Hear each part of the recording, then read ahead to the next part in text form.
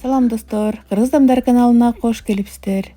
Достор, биз бүгүн витаминге бай, аябай даамдуу жашылчалардан салат жасайбыз. Эгерде кызык болсо, анда видеонун аягына чейин мени менен чогуу болуңуздар.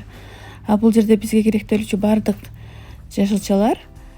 Мен капустаны 4 буштук кылып туруп алдым. Сабизди теркадан чыгарып, бадыраң менен перецти дагы майдалар кылып турадым.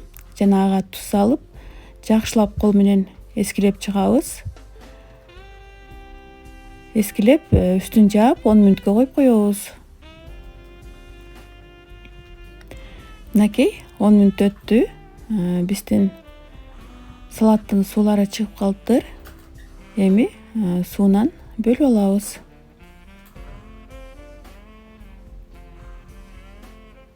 Мына бизде ушунча суусу чыкты. Эми пиязды турап, азыраак майга пиязды кууруп алдым.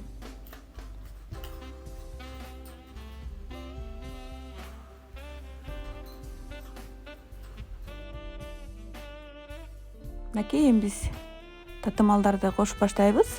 Бул жерде 2 аш кашыкта сахар коштум.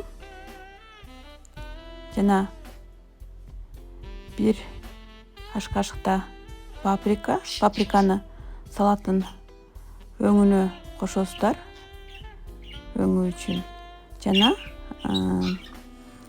2 толбогон аш кашыкта майдаланган кориандр кошуп,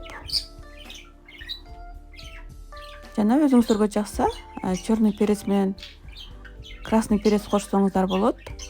Бул жерде 1 аш кашыкта уксус коштум.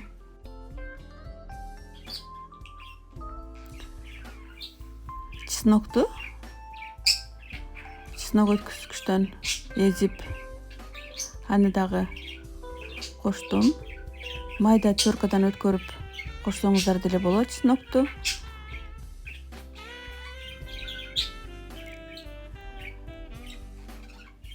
Укропту дагы майдалап, аны дагы кошуп, куурулган пиязды майы менен кошобуз.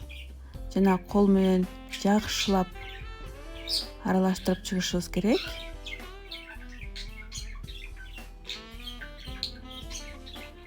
Баардык азыктар бири-бирине жакшылап аралашыш керек. Кыздар, аралаштыргандан кийин холодильникке 1 саатка салып коебуз.